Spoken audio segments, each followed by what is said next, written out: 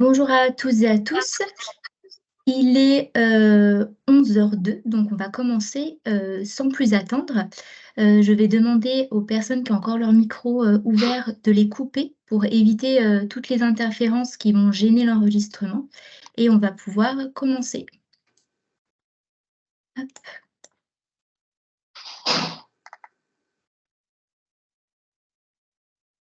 Alors bonjour à tous et à tous. Du coup, bienvenue et ravie de vous accueillir pour cet épisode numéro 3 du coup, de la web-série Paroles d'éleveurs, auquel certains d'entre vous ont déjà participé aux épisodes numéro 1 et numéro 2. Alors, juste quelques mots concernant du coup le cadre de cette série de webinaires. On en est du coup à l'épisode numéro 3 et aujourd'hui, du coup, on accueille Arnaud Simon, notre éleveur témoin pour cet épisode numéro 3, qui sera accompagné de Julien Gemin, qui travaille au Conservatoire d'espaces naturels de Nouvelle-Aquitaine. Je tiens aussi du coup à vous informer que cet épisode numéro 3 est aussi labellisé et enregistré dans le cadre de la Journée mondiale des zones humides 2024 et que cette web-série Paroles d'éleveurs est permis et possible dans le cadre du plan Loire Grandeur Nature avec le financement de l'Agence de l'eau Loire-Bretagne. Alors, quelques éléments de contexte. Pour celles et ceux qui n'ont pas participé aux premiers épisodes, il faut savoir que la Fédération des conservatoires d'espaces naturels anime depuis 2014 un réseau d'acteurs, le réseau d'acteurs Zone Humide, à l'échelle du bassin de la Loire. Ce réseau d'acteurs travaille sur différents axes, dont un qui est sur la vie du réseau et qui propose dans ce cadre-là des rencontres, des journées techniques et aussi des webinaires. À compter de 2023, l'une des thématiques qui est ressortie avec des besoins et des attentes portait sur la thématique des milieux humides et de l'élevage. Et l'idée était d'en faire des webinaires avec pour souhait de mettre au cœur et au centre de ces webinaires des éleveurs. Donc du coup, 2 premiers épisodes qui se sont déroulés fin 2023 et 2 épisodes pour ce début d'année 2024. Donc un épisode en janvier et un autre épisode qui arrivera en février. Nous pouvons donc aussi faire un lien avec l'axe de travail numéro 3 du rédacteur Zone Humide, qui est spécifiquement dédié à la thématique de l'élevage extensif en milieu humide. Dans le cadre de cet axe de travail, nous mettons à disposition et co-construisons des outils, nous organisons aussi des journées pour favoriser la mise en réseau, les échanges d'expériences, mais aussi la montée en compétences des gestionnaires d'espaces naturels. Ces webinaires font aussi le lien avec le plan national d'action en faveur des milieux humides, donc le 4e, étant donné qu'il y a un réseau national sur l'élevage en milieu humide qui est animé par le Forum des marais atlantiques, donc c'est l'action 14.1. Et du coup, le réseau d'acteurs ZH fera le lien entre les actions qu'elle porte et qu'elle mène avec les acteurs du bassin de la Loire auprès de ce réseau national. Comme je vous l'ai dit, 4 épisodes introductifs. Aujourd'hui, nous sommes donc au 3e épisode avec pour thématique élevage en zone humide via Blupa en zone de source et tourbière, avec différents objectifs dont je ne vais pas vous refaire la lecture et qui sont toujours les mêmes pour ces 4 premiers épisodes. Comme vous le savez, ces épisodes sont à voir et à partager et repartager puisque chaque épisode est enregistré puis mis à disposition et accessible depuis le centre de ressources Loire Nature. Concernant le format, on reste toujours sur un format d'1h30, entre 11h à 12h30. Maintenant, le rendez-vous est donné. La plupart du temps, voire toujours, c'est un mardi de 11h à 12h30. Et nous gardons un minimum de 30 minutes d'échange entre les intervenants et les participants. C'est toujours sous la forme d'un entretien, donc un témoignage et un échange entre l'éleveur et la personne qui va l'accompagner, qui va l'aider sur son exploitation. Donc, le webinaire se fait sous forme d'une conversation pour que cela soit plus dynamique et plus vivant. Nous voulons aussi que ces webinaires soient le plus authentiques possible. Donc, comme je le dis à chaque fois, effectivement, il y a toujours une petite préparation en amont, mais il n'y a pas de répétition générale. L'idée, c'est vraiment de laisser la parole libre à l'éleveur et puis à son accompagnant. Quelques petites consignes. Donc, merci de bien garder vos micros coupés pendant toute la durée du témoignage. Si c'est possible aussi de couper vos caméras, c'est juste pour des questions d'enregistrement. Quand vous verrez le replay, ça sera plus sympa de voir en entier les personnes qui interviennent et pas des petits bouts de toutes les têtes. Et puis, pour les questions, merci d'utiliser l'outil conversation pour poser vos questions, puisque du coup, pendant la période d'échange, du coup, je reprendrai vos questions pour les transmettre à Arnaud et Julien. Ceci dit, voilà, j'ai essayé de faire assez court. On va passer du coup au temps de témoignage avec du coup Arnaud Simon, accompagné par Julien Gémin du Seine Nouvelle-Aquitaine, qui vont se présenter plus avant. Voilà, Julien, Arnaud, je vous laisse la parole et je coupe mon écran. Oui, alors bonjour tout le monde, donc Julien Gemin, donc je travaille au Seine Nouvelle-Aquitaine, donc plutôt sur la partie, parce que la Nouvelle-Aquitaine est très grande, donc plutôt sur la partie creusoise. Comme l'a bien rappelé Charlotte, l'objectif de ces paroles d'éleveurs, c'est de pouvoir donner la parole aux éleveurs et de parler si possible au monde agricole, mais comme on a vu sur les personnes qui sont présentes à ce webinaire, on va dire qu'on a des personnes d'horizons très différentes et c'est très intéressant. Ça va pouvoir générer différentes questions.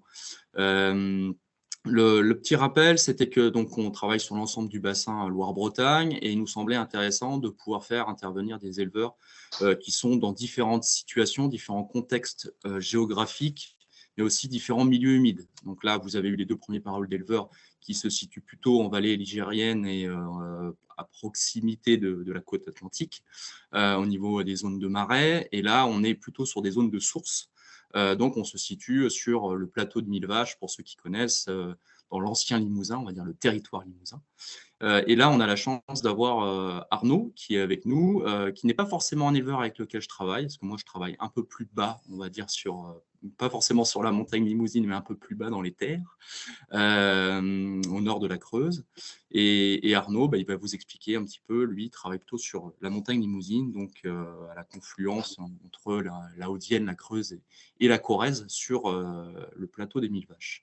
Merci beaucoup Arnaud, d'ores et déjà, d'avoir répondu présent et de pouvoir nous faire partager un peu ton expérience sur toute ta vie d'éleveur sur le plateau. Je te laisse te présenter et puis on va commencer directement. Tu te présentes et puis tu as la localisation, la situation géographique sur le secteur où tu exerces. Bonjour alors à tous, je m'appelle Arnaud Simon, je suis éleveur à Perlevade, donc pas très loin des sources de la Vienne, pas très loin des sources de la Vézère aussi. Et donc je me suis installé en 91 après avoir eu un parcours de travail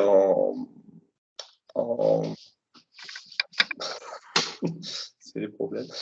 J'ai travaillé au service de remplacement de la Haute-Vienne au départ et après j'ai fait une préinstallation en plante fraisier. Bon, après j'ai fini par trouver une ferme qui me convenait à proximité de la ferme de mes parents et donc je me suis installé à Perlevade en 91. À l'époque, j'avais repris une ferme de 60 hectares et qui s'est agrandie au fil des ans jusqu'à une centaine d'hectares, sachant qu'à chaque fois que je me suis agrandi, c'était soit sur du terrain qui était en déprise agricole, soit qui devenait libre du fait du départ des anciens exploitants. Alors, quand j'ai commencé, j'ai commencé avec une centaine de brebis. Alors, sachant que les brebis n'étaient pas forcément ma tasse de thé au départ. Et il y avait une centaine de brebis et donc une quinzaine de vaches. Et donc là, après, mon installation a évolué et donc au gré de la reprise des terrains, mon exploitation a grandi à une centaine d'hectares et j'ai eu jusqu'à 250 brebis et 35 vaches. Et le système ne me convenait pas parce que bon, on était dans un système plutôt conventionnel, je dirais, avec pas mal d'apports d'engrais, pas mal de dépendance aux intrants.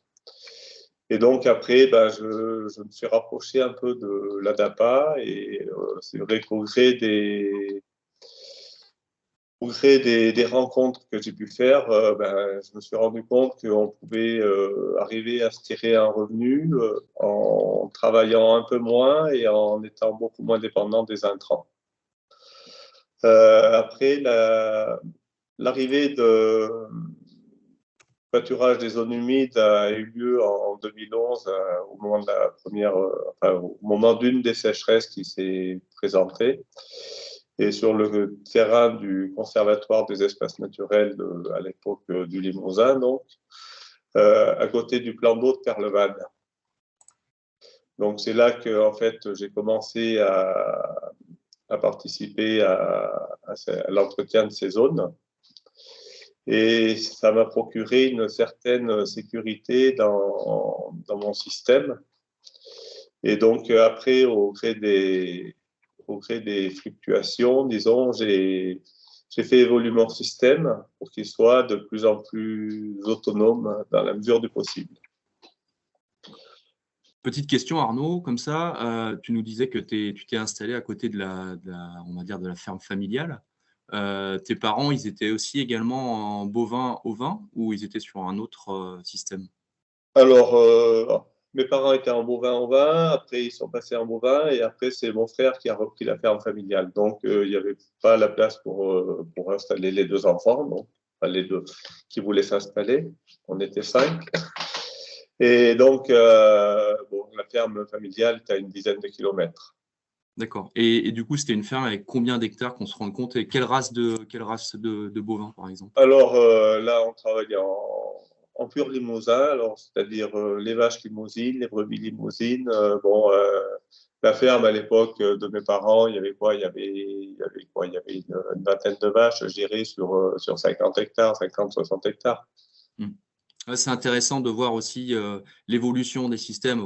Évidemment, aujourd'hui, on est un peu au cœur de l'actualité au niveau du monde agricole et du système agricole. On n'arrête pas d'en parler. Mais on voit bien l'évolution qu'il y a pu y avoir dans les années 40, 50 et même avant. Et que là, on a quand même des fermes qui sont de plus en plus grosses, avec des cheptels de plus en plus gros.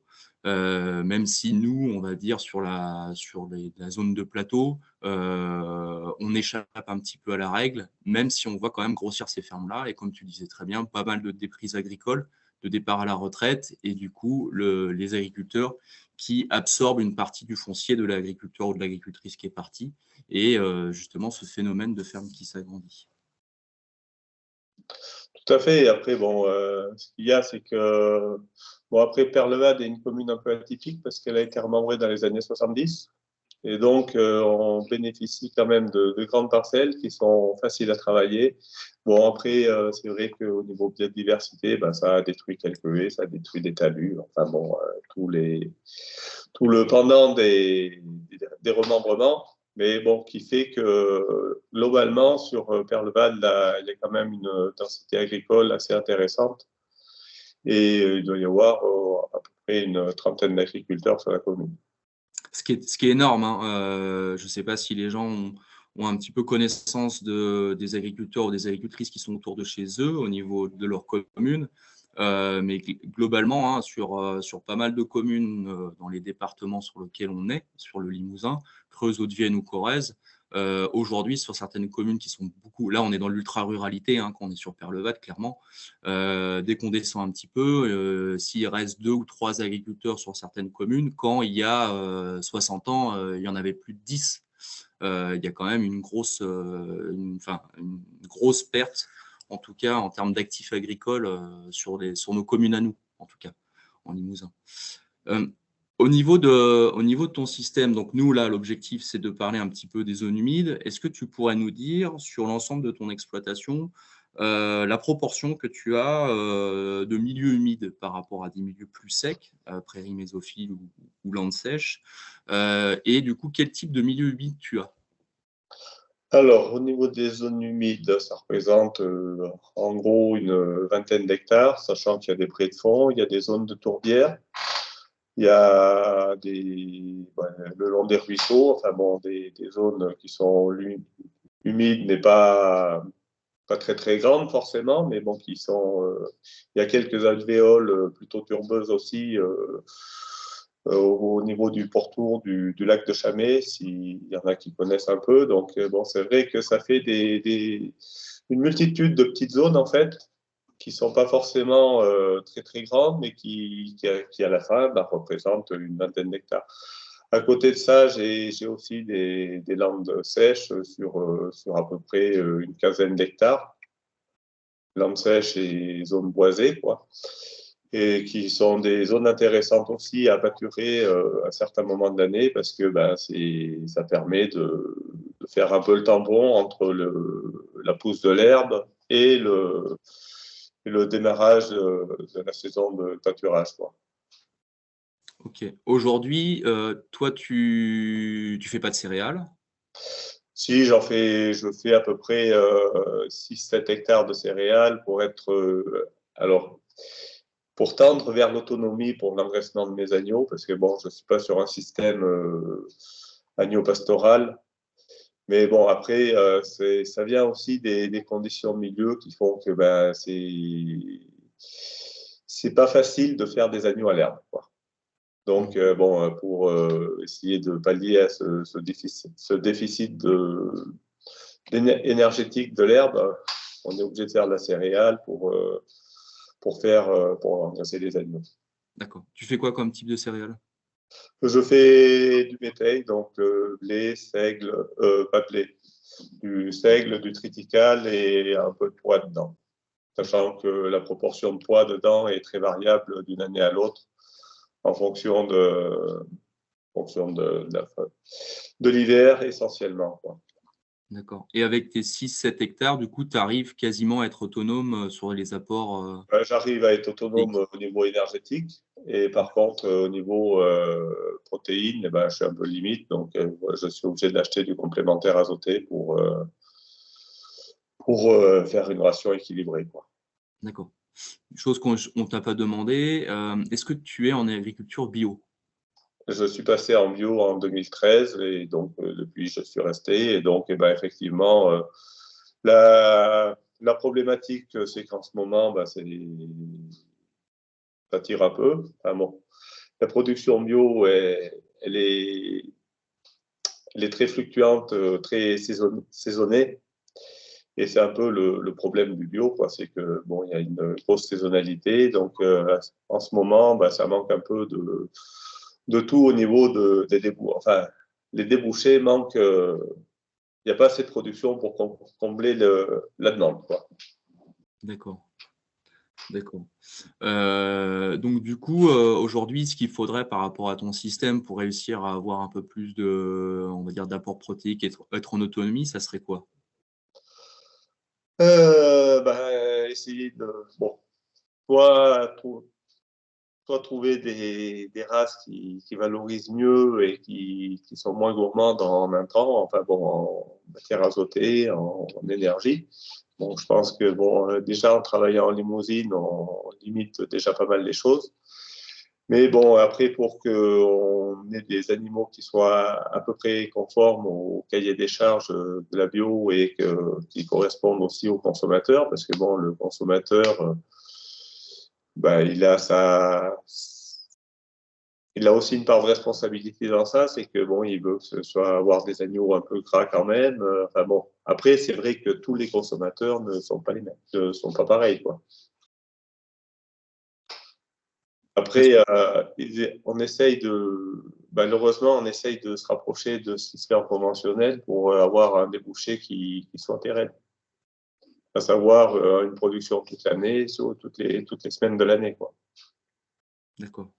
Donc là, par exemple, sur la période de mise bas, toi, tu as une mise bas et un agnelage qui s'opère quand? Alors, moi, j'ai 2 périodes de mise bas. J'en ai une au printemps, donc au mois de mars-avril, et une autre en fin d'automne, début d'hiver, donc sur novembre-décembre. D'accord. Et au niveau de ces agneaux, du coup, toi, tes débouchés, c'est à la fois coopérative, circuit court, ou tu es uniquement en circuit court?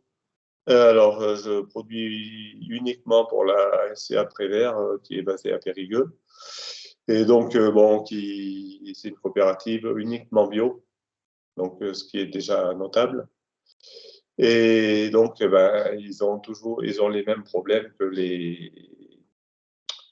les autres coopératives, avec le déficit de production à une période de l'année, quoi.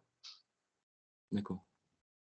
Et pour nous donner un ordre d'idée sur le prix d'achat de tes agneaux, par exemple, euh, Alors, le prix d'achat des agneaux, là, c'est entre 8 et 8,50 €, ce qui est en deçà de ce qui se passe dans les.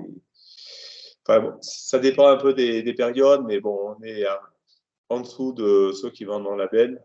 Mais bon, après, je le fais plus par conviction et par volonté de mettre en avant la filière bio, sachant que bon, il y a eu quand même de grosses fluctuations au niveau des prix en conventionnel, quoi. d'accord. Là, au niveau de l'apport fourrager, donc je suppose que tu fais aussi des foins. Du coup, est-ce que tu peux nous dire quelle surface tu as à peu près en foin? Alors, en foin, alors je fais du foin et de l'enrubanage. Je fais de l'enrubanage sur à peu près une quinzaine d'hectares et du foin sur 25. Et cette année, bon, exceptionnellement, on a pu faire un peu de regain sur une quinzaine d'hectares, quoi. Donc, oui, après, en forage, je suis autonome à peu près. Et donc, toute ma problématique, c'est d'arriver à devenir autonome 100% au moins en fourrage, et donc de faire varier un peu le cheptel pour arriver à cette autonomie. L'objectif n'étant pas d'augmenter la surface travaillée. Ok. Et donc, du coup, par rapport donc, au niveau de ton système d'exploitation, les zones humides que tu as, donc on a bien compris qu'il y avait une bonne diversité de milieux d'une façon générale, hein. On parlait de landes sèches, de boisements, prairies mésophiles, de zones humides en plus très variées, près de fond, tourbières et autres. Comment tu peux nous expliquer comment tu utilises un petit peu cette mosaïque de milieux qui est fort intéressant dans le système, je pense. Comment tu utilises un peu ces milieux au niveau de la saisonnalité, au niveau de la gestion? Alors, on ne va pas parler tout de suite de la gestion avec le conservatoire, ce n'est pas forcément ça qui est intéressant. Mais toi, dans ton exploitation en tant qu'éleveur, comment tu utilises ces milieux? Ces milieux, ils sont intéressants parce que bon, il y a des zones qui sont un peu plus précoces. On a les zones qui sont un peu en rupture de pente où il y a quand même de l'eau qui coule et donc ça fait des surfaces qui sont pâturables peut-être un peu plus tôt en début de saison, mais qui sont pas forcément de très grandes surfaces, donc avec un chargement qu'il faut aussi aménager, quoi, adapté à la surface pâturée. Après, ce que j'ai oublié de dire par contre, c'est que je fais partie d'un groupement pastoral et qui nous procure quand même là, par contre, une plus grande surface en prairie humide, prairie humide, prairie de fond et des zones de landes sèches et des zones boisées plus importantes. Donc, dans ce groupement pastoral, on est 3 élevages et ça nous occupe, on utilise à peu près une centaine d'hectares de, de surface, sachant qu'il y a à peu près 70 hectares de tourbières. Et à côté de ça, il y a une trentaine d'hectares de landes sèches. Et en plus, on pâture aussi dans les bois de l'ONF. D'accord. Et donc, Donc, des grandes surfaces boisées de l'ONF sur lesquelles on peut passer en tout début de saison. d'accord. Et en dehors des boisements qui sont gérés par l'ONF, car sans doute soumis au régime forestier, ces hectares de landes sèches et de tourbières, ils appartiennent à qui? Alors, ces hectares de landes sèches et de tourbières, alors ils appartiennent, il y en a une partie au Conservatoire des espaces naturels, il y en a une partie à la commune de Perlevade qui les met en gestion par le Conservatoire, il y en a une partie de propriétaires privés et une partie à l'ONF. D'accord. Et tu peux nous expliquer un peu comment fonctionne justement, alors le groupement pastoral que tu évoques, c'est la PML, hein, c'est l'association pastorale Alors, le de la groupement montagne Limousin. pastoral, c'est un peu différent. Ah ouais, bah vas-y, bah, C'est explique-moi un lié, petit mais peu, c'est c'est pas tout intéressant. à fait. Alors, il y a le groupement pastoral concerne les éleveurs et la PML, donc c'est une association pour le pastoralisme sur la montagne Limousin, qui a 2 salariés maintenant et dont le but est de promouvoir un peu le pastoralisme et de faire en sorte qu'il y ait une adéquation entre les surfaces pastorales qui sont libérées et les éleveurs qui sont à la recherche de surfaces à pâturer. Après, la PML, elle est là surtout pour organiser et faire en sorte qu'elle s'est constituée en fait à la fusion des régions. Parce que, comme on est dans une grande région, il y a les Pyrénées avec le Pays Basque et le Béarn qui sont dans notre région.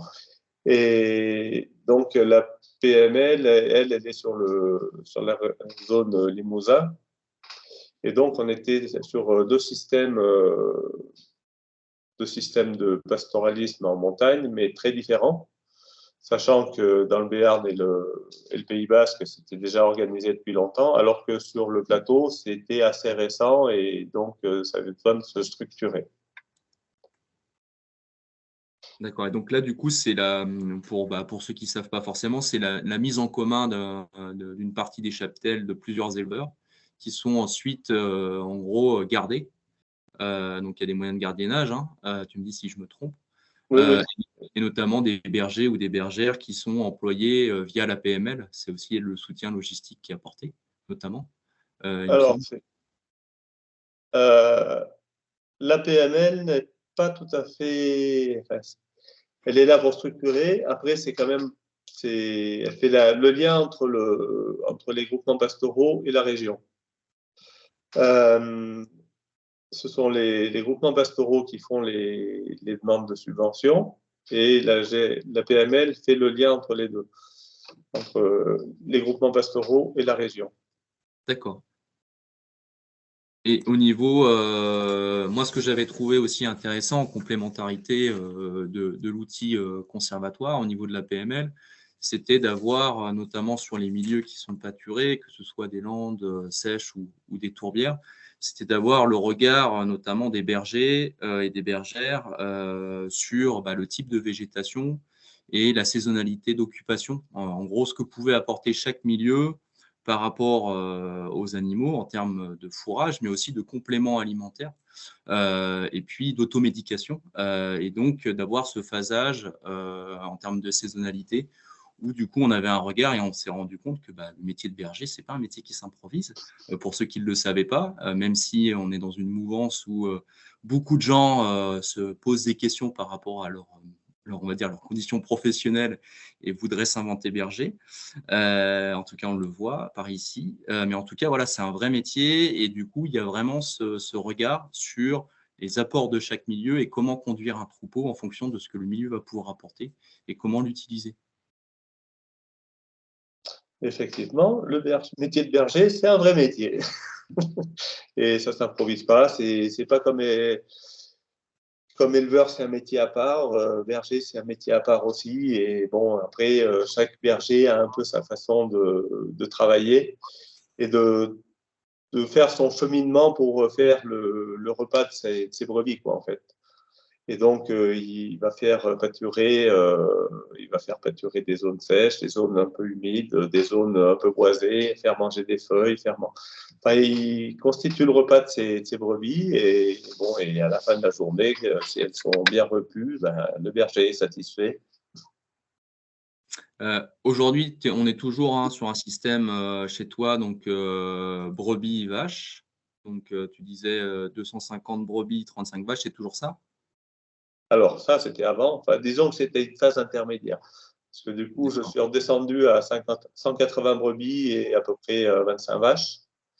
Et donc, justement, pour limiter tous les intrants et retomber sur une phase cohérente, je dirais, entre le potentiel de mes terrains et le cheptel.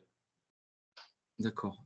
Le choix de… Donc là, en vache, tu nous as pas parlé, mais tu es en bovin limousin. Je suis en bovin limousin et l'an dernier, ben, j'ai mis un troupeau de génisses justement sur une des tourbières du GP pour pâturer ces surfaces-là. Et donc voilà, bon, je suis assez satisfait quand même du retour. Donc elles sont revenues à peu près en état. Enfin bon, disons qu'on met les animaux au pas pour faire de la prise, enfin pas pour faire des grosses croissances, mais pour avoir qu'elles se maintiennent en état et qu'elles prennent de la carcasse et de l'embonpoint, je dirais. Et ça t'a permis sans doute, parce que nous, on a, comme pas mal de régions en France, on a subi quand même une grosse sécheresse en 2023. Est-ce que ça t'a permis aussi, le fait d'utiliser ces milieux humides, de décharger un peu tes autres prairies qui pouvaient être un peu, on va dire, un peu cramées? Ben, enfin, disons que nous, enfin, malheureusement, non, bien heureusement, je dirais, c'est que nous, on a eu quand même des orages assez régulièrement et qu'on n'a vraiment pas souffert de la sécheresse l'an dernier, contrairement à toutes les autres régions qui sont un peu plus basses. Il faut savoir qu'on est les premiers contreforts du Massif central par rapport entre l'Atlantique et le Massif central, et que ben, on a été arrosé assez régulièrement en fait. Et régulièrement, et avec même si on a eu des périodes de grosse chaleur, la période où on a le plus souffert, je dirais, c'est à partir du mois de septembre jusqu'à mi-octobre, quoi. Ouais, ça, c'est important, hein. C'est vrai que du coup, des fois, à quelques kilomètres de là, on n'a pas forcément toujours les mêmes précipitations. Et pour travailler avec d'autres éleveurs qui sont un peu plus au nord du département, là, nous, on a pu voir que la mise à disposition de milieux humides, notamment pendant la période estivale, mais également pendant la période, on va dire, automnale, a été importante pour certains éleveurs, parce que du coup, leurs prairies n'ont pas pu faire de repousse du fait de l'absence de précipitations. Et les zones humides, pour le coup, ont constitué, que ce soit des zones humides classiques type trait de fond, des joncsais ou alors des landes humides, ont permis en fait, de décharger ces prairies-là pour éviter qu'elles soient surpiétinées et qu'il y ait trop de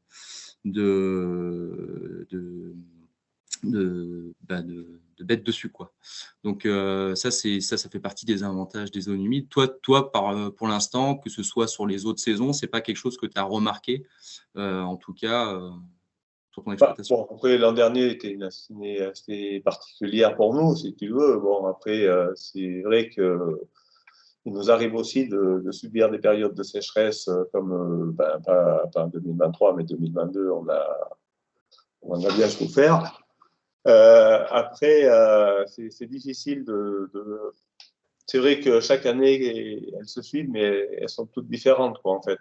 Et donc, c'est vrai qu'on ne peut pas se dire, cette année, je vais faire comme ça, je vais faire comme ça, parce qu'en fait, on est toujours en perpétuelle adaptation par rapport à la météo, quoi.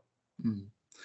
Au niveau Il y a, de… il y Vas-y, a une pardon, excuse-moi. constante quand même, c'est que, bon, on sait que dans les tourbières, il y aura toujours de l'eau, plus ou moins, mais bon, même les tourbières, ça sèche. C'est là que ça devient un peu critique, je pense, pour certaines personnes. C'est que, bon, même après, on est obligé de chercher l'eau d'abreuvement dans les tourbières. Ouais. Et du coup, Et justement, par rapport à cet abreuvement-là, c'est intéressant, la transition, mais par rapport à cet abreuvement dans les tourbières, comment ça se passe? Toi, tu fais des aménagements qui permettent euh, justement d'éviter un piétinement un peu tout azimut et d'avoir une eau, on va dire, qui est canalisée, enfin, un bétail qui est canalisé autour d'un point d'eau. Comment ça se passe, du coup, dans ton fonctionnement? ce qu'il y a, c'est que nous, on a des petites zones qui ne sont pas forcément aménagées, mais où les animaux peuvent descendre pour aller boire.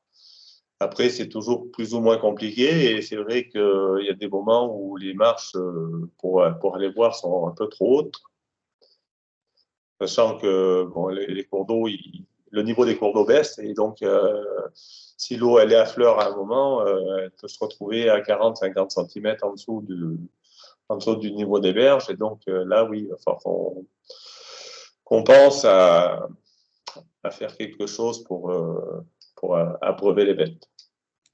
Au niveau de ton système, toi, tes moutons, du coup, tu les as allotis ou pas du tout? Comment ça se passe? Alors, là, moi, en gros, j'ai une partie des brebis qui partent au GP. Et comme on est à proximité du groupement pastoral, bon, ça nous permet de faire des échanges d'animaux en cours d'été dans le GP. C'est une de nos particularités aussi, c'est que bon, on est sur la même commune et donc ça, bon, les points les plus extrêmes sont à 5-6 km, quoi. D'accord. Donc, lorsque le GP, lorsque l'ensemble du troupeau est réuni, donc les plusieurs éleveurs, éleveuses qui mettent en commun leur troupeau, on arrive à un troupeau de combien à peu près? On arrive à un troupeau de 400-450 brebis. Ouais. Non, mais ça permet d'avoir un ordre d'idée, ouais, 450 brebis. D'accord. Donc, du coup, qui sont guidés par un berger ou une bergère sur les terrains communaux qu'on a vus, Voilà. qui sont en convention ou les terrains de l'ONF. Ce qu'il faut savoir aussi, c'est que sur le GP, c'est pas une montagne c'est pas un seul îlot, on a 5 îlots qui sont les îlots les plus distants ça fait de l'ordre de 8-10 km. Donc, on est obligé de se déplacer à mesure de l'avancée du pâturage. On se déplace d'îlot en îlot avec la tiny house et les troupeaux, quoi. Donc, ça demande un peu de logistique et de coordination. Tout à fait. D'accord. Du coup, là, toi, tu es en race limousine pour les ovins. Pour les ovins et pour les bovins. Et pour les bovins. Du coup, 100% limousin, c'est très bien. Est-ce que tu t'es posé à un moment donné la question justement de croisement? On en a parlé dans les premières paroles d'éleveurs pour justement essayer de trouver des complémentarités par rapport aux apports des différentes races. Ou est-ce que tu t'es posé la question éventuellement de changer de race et de passer sur des races peut-être plus rustiques encore que la limousine? Est-ce que tu en as ressenti le besoin également? Alors, plus rustique que la limousine, je ne suis pas sûr qu'on trouve bien, mais Disons moins qu'il y a la solognotte qui après, peut. la limousine, elle était là et le berceau de la race c'est sur le plateau de Mille Vaches. Donc, bon, on est au cœur du berceau, quoi. Donc, c'est que la race est adaptée et que bon, il ne faut pas forcément aller chercher autre chose pour rapporter plus de rusticité. Après, bon, au niveau viande, bon, on a essayé de faire des croisements avec des Suffolk, des Texel, mais bon, sauf que bon, dès qu'on rentre dans les zones humides, ça passe plus, quoi. Donc, pour pâturer ces zones-là, il faut rester limousine et il ne faut pas chercher ailleurs. Ouais, c'est très intéressant, ça, c'est ce que tu dis, parce que souvent, alors moi, j'ai pas beaucoup d'expérience encore, parce que je suis arrivé au conservatoire il y a 4-5 ans, mais du coup, pour en avoir discuté avec pas mal d'éleveurs, en conventionnel, en bio ou en conversion, en raisonné, bref, du coup, souvent, on a tendance, en tout cas certains ont tendance, à vouloir adapter, on va dire, le milieu à la race, alors qu'en fait, il faut plutôt adapter la race on va dire, au milieu. C'est-à-dire bien choisir sa race en fonction du type de milieu et de la mosaïque de milieu qu'on va avoir. Et comme tu dis, il y a eu de nombreux croisements qui se sont faits sur les ovins, mais aussi sur les bovins. Sur la limousine, par exemple, aujourd'hui, la limousine pure race en bovin, elle devient rare quand même, en tout cas sur certains secteurs. Et on voit bien que sa capacité de résilience, puisque du coup, on a joué un peu avec les gènes, on voit bien que sa capacité de résilience sur certains milieux, elle est moindre. On a perdu de la rusticité. On a gagné, évidemment, ce côté viande, parce que du coup, c'est ce qu'on cherche quand même à avoir, mais on a perdu de la rusticité.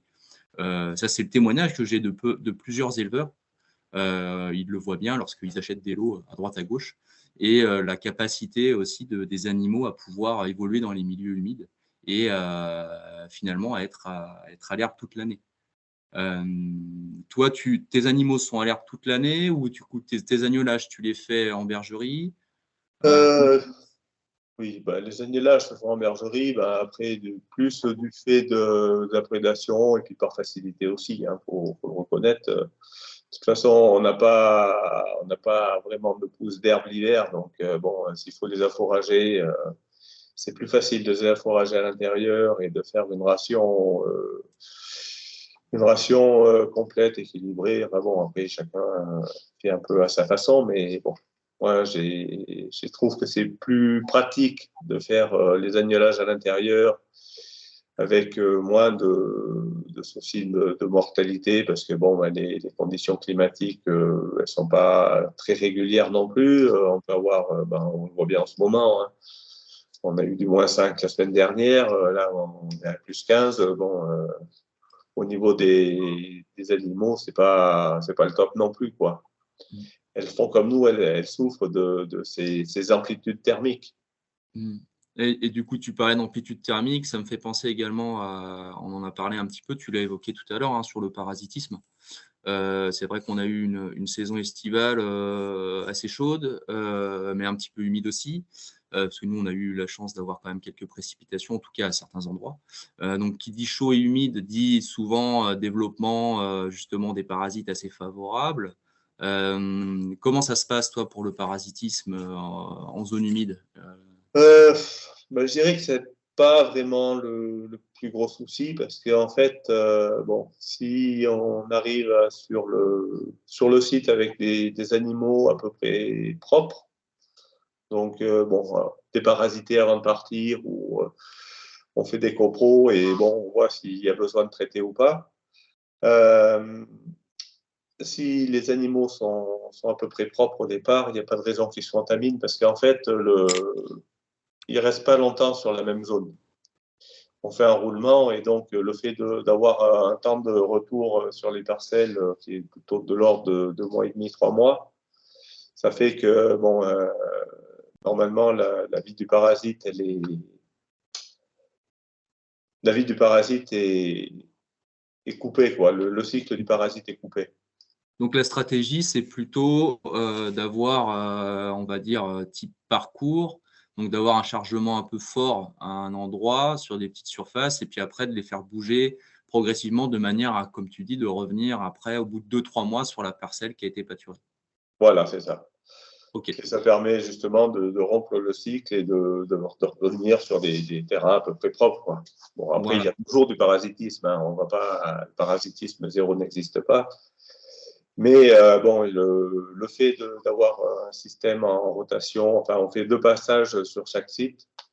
Donc, on commence le pâturage, on commence début mai et il finit fin septembre, début mi-octobre, quoi. D'accord. Et là, dans ce laps de temps, il y a eu 2 passages sur les parcelles, quoi. Et il y a eu à peu près 2 passages sur l'ensemble des parcelles, oui. D'accord. Est-ce que dans la réflexion de ton exploitation et de ton élevage, la circulation des animaux, est-ce que tu as eu une réflexion sur l'association bovin-ovin également, pour essayer de casser aussi les cycles parasitaires, parce que ce n'est pas forcément les mêmes, et ça permet de casser la dynamique aussi des parasites? J'y pense. Après, disons que j'ai des parcelles qui sont plutôt pas trop bien desservies en eau, et donc sur lesquelles je mets plus facilement les ovins, et d'autres où il y a plutôt l'eau, et donc c'est quand même plutôt les bovins qui pâturent. Mais bon, après, je ne m'interdis rien, mais bon, disons que par facilité de travail, c'est plus simple, parce que du coup, j'ai de l'eau quasiment sur tous les îlots de mon exploitation, et ça m'évite de promener l'eau, quoi. Ouais. Alors ça, c'est vrai, un gros avantage, hein, de ne pas avoir à rouler de l'eau. Ce n'est pas le cas partout. Donc ça, c'est vrai qu'il faut le souligner. Dans les systèmes d'exploitation, c'est intéressant. Est-ce que par rapport à ton exploitation, toi, tu es plutôt une exploitation où tout est regroupé autour du siège d'exploitation, ou en tout cas, tout est regroupé au niveau de ton parcellaire qui forment un îlot compact, ou tu as des îlots qui sont un peu éclatés? Alors, j'ai un parcellaire qui est assez groupé, alors pas autour de l'exploitation, mais plutôt en longueur, le long de la route. D'accord. Et donc, entre les deux points extrêmes de mon exploitation, il y a à peu près 3 km, 3 km et demi. Mais bon, c'est tout soit en dessous de la route, soit au-dessus de la route. Et donc, ça fait que, bon, avec des îlots assez grands à chaque fois, et donc des îlots qui sont redivisés après en parcelles pour le pâturage et pour l'exploitation plus rationnelle. Ok. Est-ce qu'on peut aborder un petit peu, Arnaud, l'aspect financier, hein, qui est un peu au cœur, le nerf de la guerre, par rapport à ton exploitation? Est-ce que tu peux nous en dire un peu plus sur, en gros, tes charges? Donc là, on a bien compris que du coup, toi, tu n'étais pas autonome, hein, totalement, qu'il fallait que tu ailles chercher notamment sources de protéines qui font un peu défaut sur l'exploitation. Mais voilà, est-ce que tu as des salariés? Est-ce que tu n'as pas de salariés? En gros, charges produits. Est-ce que tu peux nous parler un peu financièrement de ton exploitation? Alors, financièrement, bon, après, alors, si on rentre dans les détails. Bon, en intrant, ce qui est à peu près récurrent, c'est la charge, la quantité de fuel qui est utilisé, de GNR, qui est ça fait à peu près 3000 litres par an pour faire tout ce que j'ai à faire, donc. Après, qu'est-ce que j'ai d'autre? Bon, j'ai la MSA, il y a tout ça, bon, mais ça fluctue. Les charges de mécanisation qui sont peut-être un peu disproportionnées par rapport à l'exploitation, mais bon, sachant que je fais un peu d'entraide avec un voisin, donc bon, ça permet aussi à mon voisin de lui ne pas avoir trop de charges de ce côté-là. Après, bon, en vente, en gros, je vends, on va dire, autour de... Alors, je fais un peu de reproduction aussi, donc je vends des agnelles de reproduction. Les charges, l'alimentation, je fais rentrer à peu près un camion de foin par an. Alors, plus ou moins, hein, après, ça dépend. Après, mais bon, souvent moins que plus, mais bon, ça fait un camion. Disons que quand la semi est pleine, elle arrive, quoi. Parce qu'après, ce qui coûte cher, c'est aussi le transport dans ce cas-là. Après, en engrais, j'en ai pas. J'utilise le fumier. Du calcaire, alors une 50aine de tonnes de calcaire broyé. Donc, bon, ça à 30 € la tonne, 30-35 € la tonne.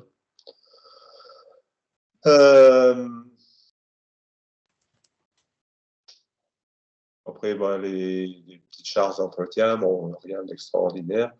Après, il y a les chiens de protection qui commencent à avoir une certaine charge, même si, bon, il y en a une partie qui est compensée par le plan loup, mais bon. Donc là, tu as des chiens de protection. On a des chiens de protection depuis 2 ans, depuis qu'on a subi les premières attaques, en fait. Hein. D'accord. Et tu en as combien et c'est quoi comme race? Alors là, c'est des patous, donc bergers des Pyrénées, montagne des Pyrénées. Ok. Là, j'en ai 2. J'en ai un petit qui est à vendre aussi. Sinon, bon, après, oui, c'est les plus grosses charges, quoi. Après, en salarié, je suis pas de salarié parce que bon, je suis pas un féru de travail non plus. Et donc, bon, j'essaye de me limiter un peu aussi en sachant que je suis plutôt en fin de carrière quand même. Donc, Ouais. bon, je m'oriente plus à rechercher un repreneur et bon, et essayer que je vois avec mes propriétaires pour voir s'ils sont d'accord pour poursuivre sous le format actuel aussi. D'accord. Sachant que bon, c'est une entreprise qui fonctionne, qui Tu peux nous parler de ton excédent brut d'exploitation? Les BE, c'est autour de 35 000. D'accord. Bon, sachant qu'après, là-dessus, je me paye autour de 18 20 000 par an, quoi. D'accord. Est-ce que dans ton système, vu que tu travailles avec le conservatoire, avec la PML, peut-être que tu travailles avec le parc aussi, tu as des aides type MAE-C? Alors, j'en avais. D'accord, mais tu n'en as plus à cause de la problématique Disons que quand j'ai vu le montant de l'enveloppe et mon rang de priorité, je me suis dit que de toute façon, c'était peut-être même pas la peine de monter un dossier pour aller gagner 5 000 euros, quoi, sur le programme. Bon, ça fait 1 000 euros par an et ça fait des contraintes et de la paperasse pour un résultat très incertain. D'accord. Et par contre, nous, on a la chance en territoire limousin, donc on est sur, Charlotte l'a dit tout à l'heure, on est sur le bassin versant de la Loire, Loire-Bretagne. Toi, tu y es d'ailleurs, même si tu es en limite avec Adour-Garonne, qui n'est pas très très loin finalement. On a la chance d'avoir des outils qu'on appelle les CTMA ou maintenant les CT, mais moi je préférais CTMA parce que moi c'était parlant, contrat territorial milieu aquatique, qui sont des outils qui nous permettent aussi de valoriser, de faire la promotion un petit peu des zones humides et des cours d'eau. On retrouve notamment dans le panel d'outils un accompagnement sur l'abreuvement, des aménagements, la mise en défense de berges ou autre. Toi, est-ce que tu as bénéficié de ce type de contrat? J'en ai bénéficié dans le cadre du RZH.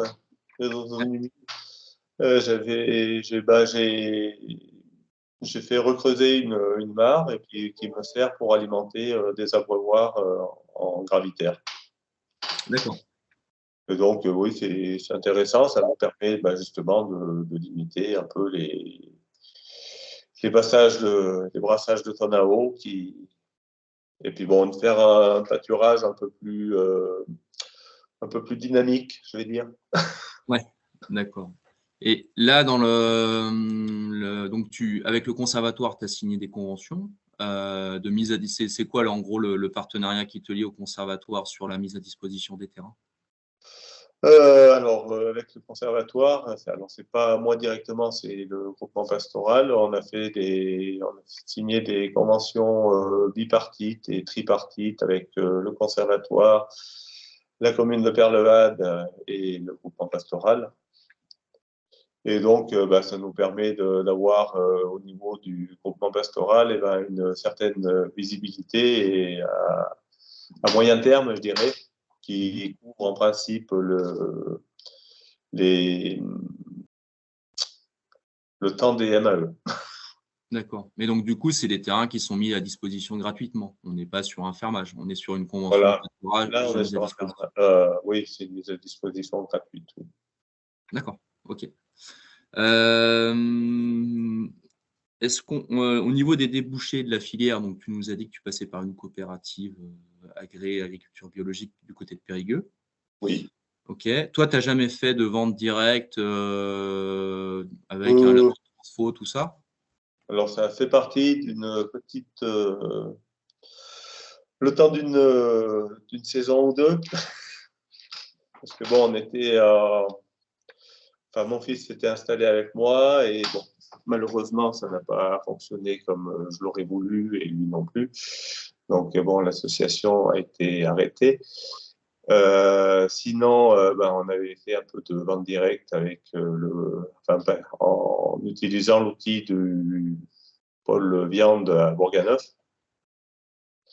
Et bon, cet outil c'est un bel outil, mais bon, après, il faut qu'il y ait de la concrétisation derrière et un peu de pérennité et de visibilité aussi sur son utilisation. Bon, ça, je pense que c'est un autre dossier. D'accord.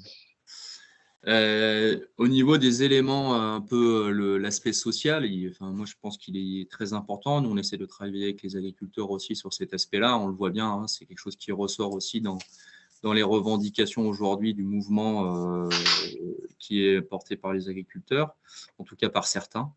Mais du coup, est-ce que toi, tu arrives à te ménager des vacances? Est-ce que tu profites de tes week-ends? Ou est-ce que du coup, aujourd'hui, ton métier d'agriculteur et ton système d'exploitation tel que tu es organisé te contraint à une présence quasi permanente sur la ferme? Alors, est-ce que c'est le métier qui me contraint ou est-ce que c'est moi qui me contrains à C'est rester? la passion. C'est c'est la passion, c'est le problème des Une fois. grande question. Non, après, je pense que enfin, dans mon système, si quelqu'un veut partir, il doit pouvoir partir. Maintenant, est-ce que moi j'ai envie de partir? Ça, c'est moins sûr. Ouais, tout à fait. Non, mais bon, pour moi, c'est pas vraiment une contrainte de rester là, quoi. Donc, c'est vrai que bon, ouais, c'est souvent le débat, quoi.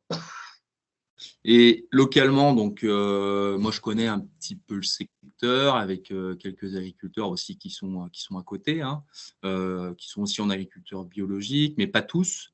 Les groupements pastoraux, ça ne parle pas forcément à tous les agriculteurs et à toute forme d'agriculture. Comment est perçue un petit peu cette organisation autour des groupements pastoraux et cette dynamique de territoire sur un milieu où on le sait, hein, on a quand même, ça s'appelle les 1000 vaches parce que c'est les 1000 sources, donc il y a beaucoup de milieux humides. Comment c'est perçu par le monde agricole et les autres agriculteurs? Ça dépend lesquels. Ouais, c'est ça. Non, mais bon, après, bon, pour certains, on est des yeux verlus, et puis pour d'autres, eh ben, on est vraiment dans une dynamique intéressante. Après, je pense que bon, tout le monde a le droit d'avoir son positionnement par rapport à ça. Moi, je me dis que vu le contexte d'évolution climatique et tout ça, ben, je pense qu'on ne va pas faire partie des précurseurs parce qu'avant nous, il y avait du gardiennage aussi. Bon, dans une autre mesure, dans une autre façon de faire. Le pastoralisme a sa place. Après, je pense il sera plus résilient que l'agriculture conventionnelle. Mais bon, ça, c'est un point de vue. D'accord. C'est pas une vérité. Du coup, au niveau des zones humides, tu dirais quels sont les avantages d'avoir ce type de milieu dans ton système d'exploitation et quelles en sont les contraintes? L'avantage, c'est que bon, on sait que bon, les années où c'est très pluvieux, ben, on en a un peu moins besoin. Et les années sèches, on se rend compte qu'il y a vraiment de la ressource fourragère et que ces milieux-là sont quand même, bon, je dirais pas une bénédiction, mais pas loin, quoi. D'accord. Ça permet de sécuriser tout un système rien que par la présence des zones humides. Sachant que dans les zones humides, il y a essentiellement la Molinie, mais il y a aussi les saules, il y a aussi des feuillus qui poussent, et donc ça permet d'avoir une grande variété au niveau du menu des brebis. Ouais, une diversité floristique qui leur permet d'avoir énormément d'apports, en fait. Voilà, tout à fait, oui. D'accord. Et donc, en une petite phrase, l'élevage en milieu humide, pour toi, comment tu qualifierais ça? Bah, pour moi, c'est de la résilience à l'état pur, quoi. Ça permet de se retrouver,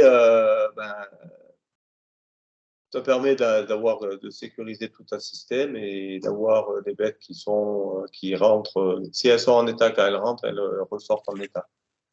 Il n'y a pas de souci. Si elles sont maigres au départ, et ben, ma foi, ça ne fait pas de miracle, hein. Mais ça permet de garantir un état minimum à la fin quand même. Ok. Bah, écoute, Arnaud, merci beaucoup hein, de ton témoignage. On m'a fait savoir dans mon oreillette que je n'ai pas que du coup, il y avait pas mal de questions. Charlotte, du coup, bah, je te laisse un petit peu la main. On a essayé de balayer assez large, hein, système de production, aspect social, aspect débouché, rôle des zones humides. Maintenant, il y a sans doute d'autres questions qu'on n'a pas traitées, donc n'hésitez pas. Merci beaucoup Arnaud et merci Julien. Effectivement, du coup, je vais vous proposer de partager un petit compte parapluie avec Arnaud et puis Julien, du coup, pour ce temps d'échange. Alors, je vais essayer de retransmettre toutes les questions qui ont été posées. Certaines d'entre elles ont trouvé réponse au fur et à mesure des échanges. Donc, je vais vous les retransmettre. Du coup, Arnaud, donc dans ton secteur, donc c'est une première question, hein, où la vente directe est bien implantée, est-ce que le label bio, donc tu as dit que tu étais en bio depuis 2013, est-ce que ce label est vraiment un atout pour toi? Bonne question. Non, après, bon, je pense que c'est plus par conviction qu'il faut le faire que par souci du gain.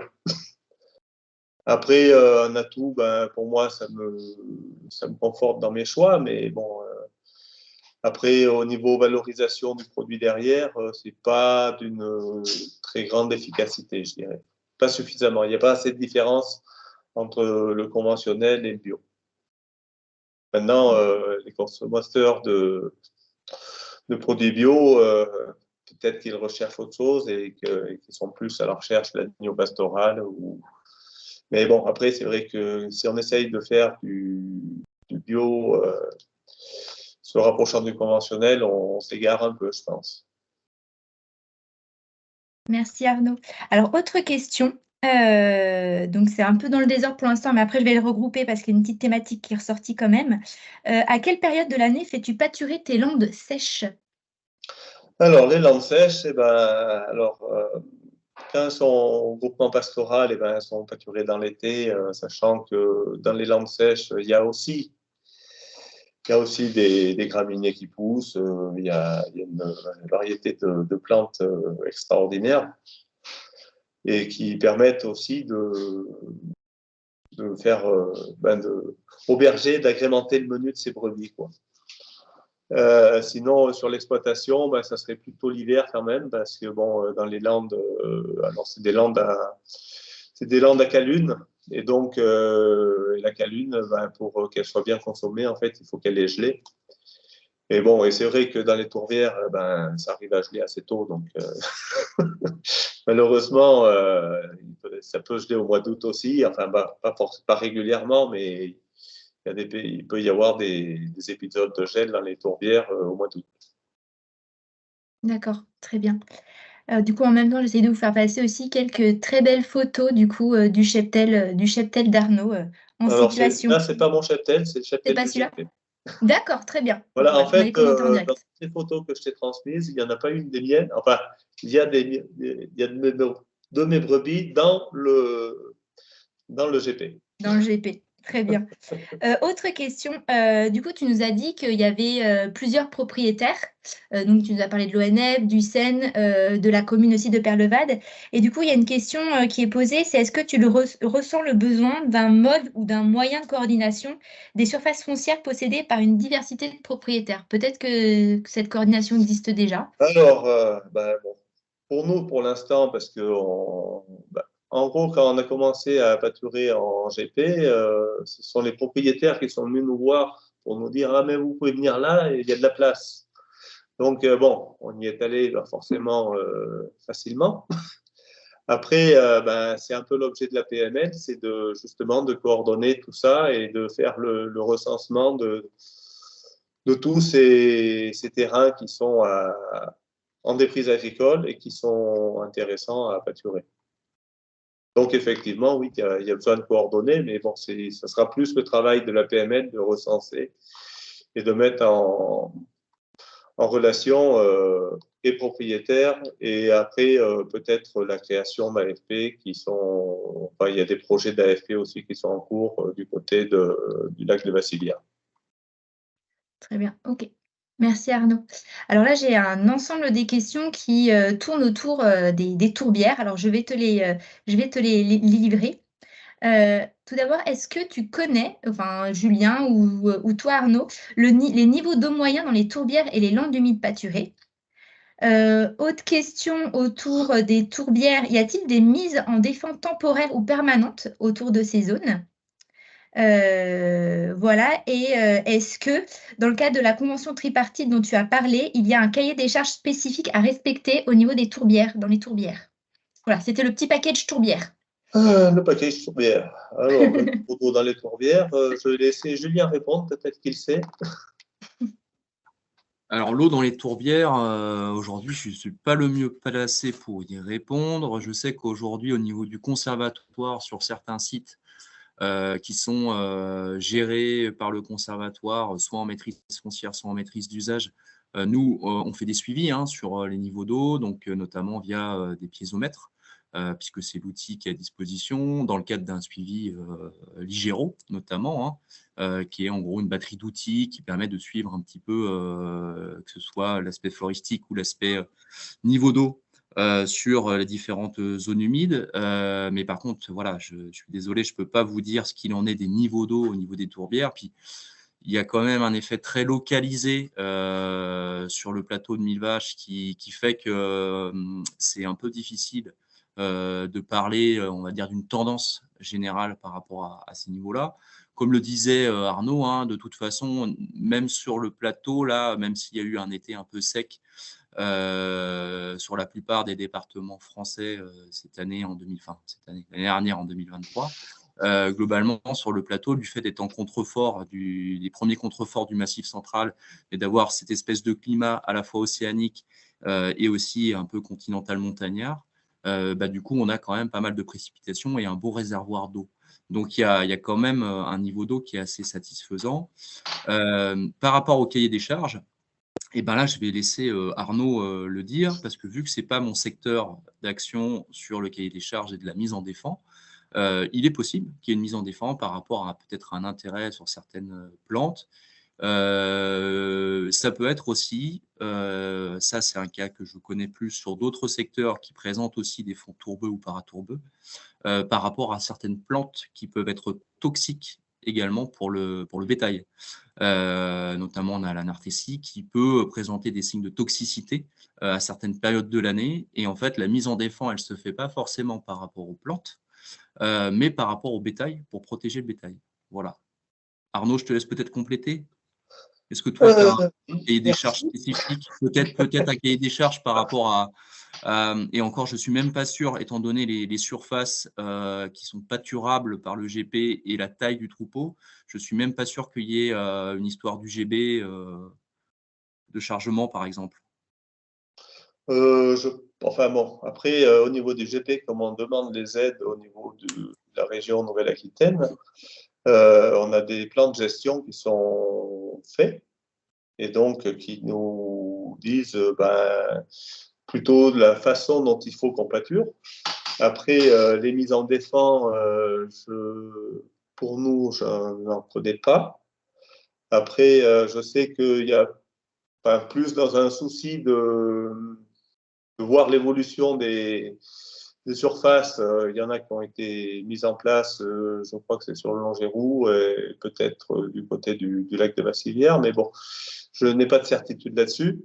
Ce que je voulais dire, c'est que le niveau d'eau, en fait, c'est que si les tourbières, elles sont là, c'est que justement, ce sont des grosses éponges. Et donc, le niveau d'eau, il varie forcément, mais c'est plutôt le niveau de la tourbière qui va varier plus que le niveau d'eau, en fait. Après, au niveau de Perlevade, il y a eu l'effacement d'un plan d'eau qui a été réalisé sur le cours de la Vienne. Et il y a eu la mise en place de piézomètres, effectivement. Et ils sont en projet de remettre en place, remettre le circuit hydraulique d'origine en place pour éviter justement l'assèchement de ces tourbières. Et après, par rapport à des conventions qui peuvent lier l'agriculteur ou les agriculteurs, agricultrices et avec le conservatoire, dès qu'il y a des aménagements qui peuvent être faits sur les parcelles qui sont propriété du conservatoire ou conventionnées en maîtrise d'usage, du coup, il y a des conventions qui sont passées avec, en gros, avec les preneurs pour respecter le matériel. Je pense notamment à du matériel d'abreuvement.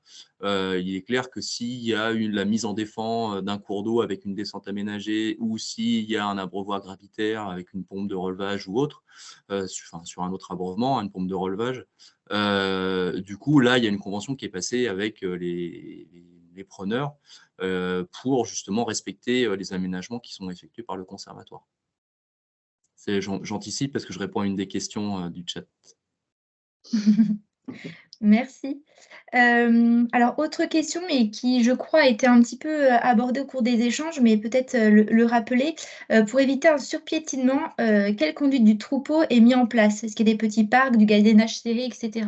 Peut-être le redire 2-3 mots. On a déjà un petit peu échangé là-dessus, mais peut-être le redire. Alors, notre fonctionnement, nous, on fonctionne avec des bergers. Donc, bon, après, il y a effectivement des zones de parquage pour la nuit et puis les parcs de chaume. Parce que, bon, on est sur des îlots je veux dire, relativement petite taille, donc où on ne peut pas se permettre de faire de la couchade libre sans risque de voir partir les animaux. Parce que, bon, ils sont un peu fugueurs quand même. Et bon, après, c'est vrai que bon, ben, le fait de travailler en gardiennage, ça limite quand même beaucoup le piétinement, quoi. Sauf sur les zones de couchage. Ok, très bien. Merci Arnaud. Du coup, tu parlais du berger. Il y a une autre question par rapport du coup à ce berger. Est-ce que tu as un reste à charge à payer important pour le berger d'estive?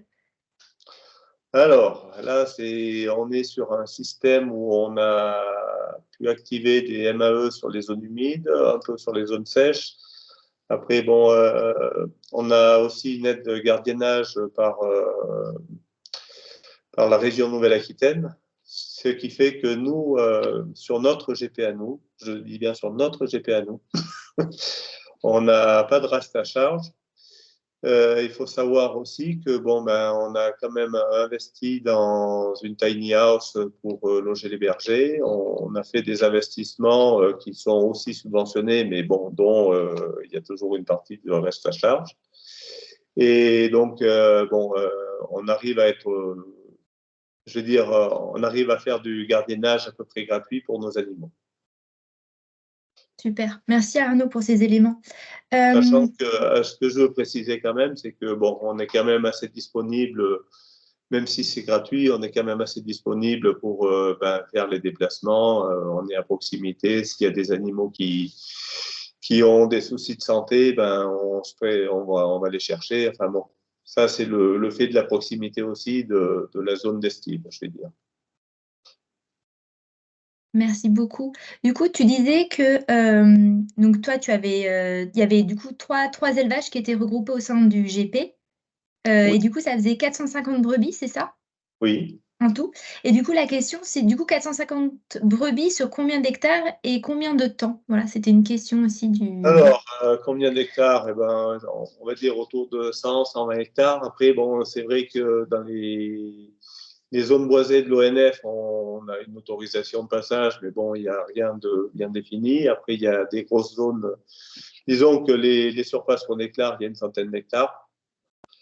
Après, combien de temps? Ben, on commence début mai et on finit au plus tard le 15 octobre.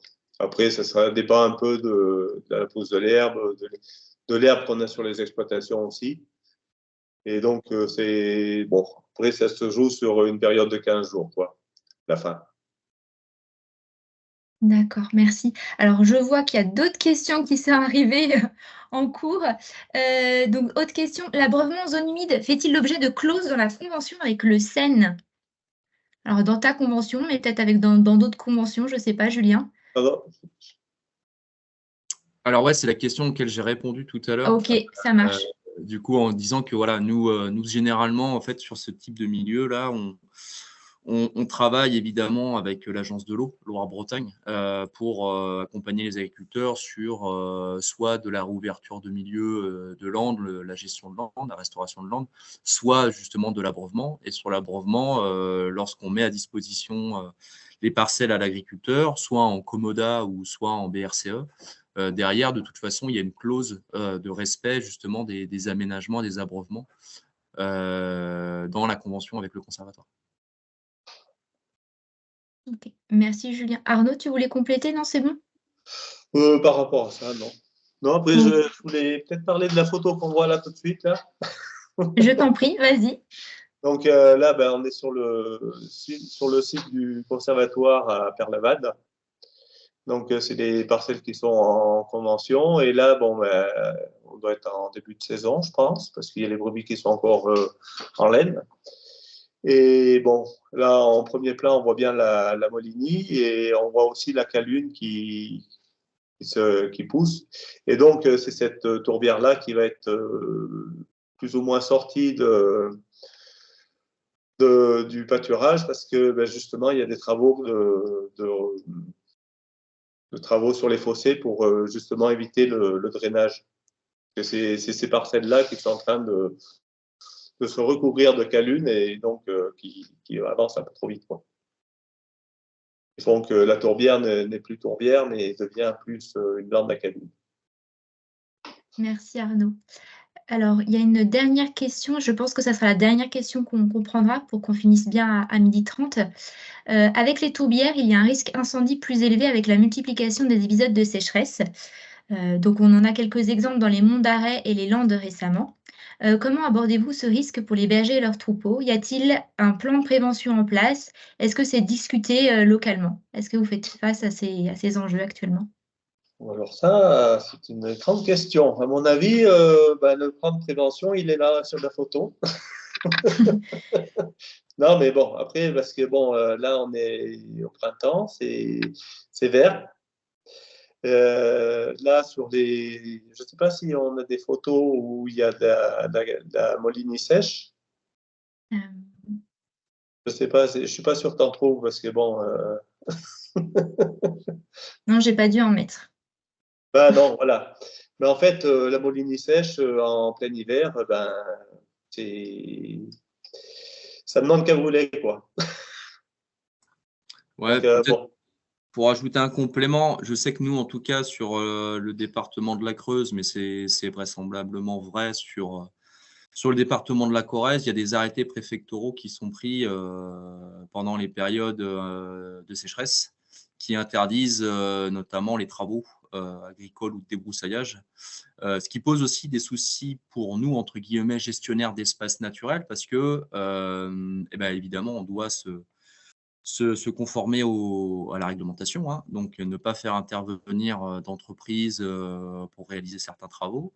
Ce qui est plus problématique, c'est qu'en fait, il faut, en gros, on dit souvent que nul n'est censé ignorer la loi, sauf qu'il faut aller chercher l'information parce qu'en fait, on n'est pas forcément informé régulièrement justement de ces arrêtés préfectoraux qui sont un peu pris un peu au pied levé.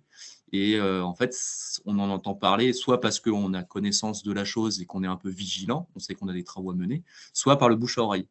Mais en tout cas, sur ces milieux qui sont un peu sensibles, comme le disait Arnaud, hein, c'est vrai que de la Molinie bien sèche ou même du genêt sur les zones, on va dire, de recolonisation post-pionnière, là, on voit bien hein, que effectivement, ça demande que à s'enflammer. Et on a déjà eu le cas, notamment sur certaines landes, suite à des travaux de gestion où il suffit qu'une débroussailleuse, elle tape une pierre, ça crée une étincelle et ça part direct. Donc oui, il faut être extrêmement vigilant là-dessus. Par contre, à ma connaissance, il n'y a pas de discussion entre les différents acteurs du territoire sur le risque, sur ce risque-là et la prévention. Mais par contre, ça serait quelque chose, à mon avis, à mettre en place, effectivement. Merci beaucoup. On en arrive du coup à la fin du temps d'échange. Merci Arnaud et merci Julien pour votre mobilisation et pour avoir joué le jeu du coup de ces échanges. Merci à tous les participants pour vos très nombreuses questions. N'hésitez pas si vous en avez d'autres à me recontacter pour que je les retransmette à Arnaud et Julien. Je vais du coup finir ce webinaire. en vous donnant rendez-vous le 13 février prochain. Donc, c'est aussi un mardi. Ça sera aussi de 11 h à 12h30 pour l'épisode numéro 4, du coup, des épisodes introductifs. Et du coup, là, on traitera de l'élevage en zone humide via Blupa. Et cette fois-ci, on partira en Landes des prairies humides avec le témoignage de Nicolas Melin, qui est éleveur de brebis limousines, du coup, sur Clunia et Lussa. Donc, ils sont deux communes dans la Creuse. Et il sera aussi accompagné aussi de Julien Gemin que vous avez découvert aujourd'hui. Voilà, les inscriptions, elles sont d'ores et déjà ouvertes. Je vous enverrai le lien pour vous inscrire puisque c'est déjà dans 15 jours. Et puis, je profite aussi de ce webinaire pour vous informer que du coup, la Fédération des conservateurs d'espaces naturels reproposera cette année encore des accompagnements techniques animé et assuré par Paysans de Nature, donc qui s'appelle Repenser l'élevage en zone humide dans des projets agroécologiques de territoire. Ce sont des accompagnements techniques sur 2 jours. Et on fera une première session cette année, les 11 et 12 avril, à Couzon, donc c'est dans l'Allier. Voilà, et les inscriptions seront ouvertes à partir du 5 février. Je vous communiquerai aussi le lien de la page dédiée et le lien pour les inscriptions quand je vous enverrai le lien pour l'inscription à l'épisode numéro 4. Voilà, ça fait plein de belles choses et plein d'actions en lien avec cette thématique de l'élevage en milieu humide. Il ne me reste plus qu'à vous souhaiter une bonne fin de matinée, un bon appétit et je vous dis à très bientôt. Merci beaucoup. Au revoir. À bientôt, merci. Au revoir. Allez, au revoir. Au revoir Arnaud, au revoir Julien. Merci beaucoup.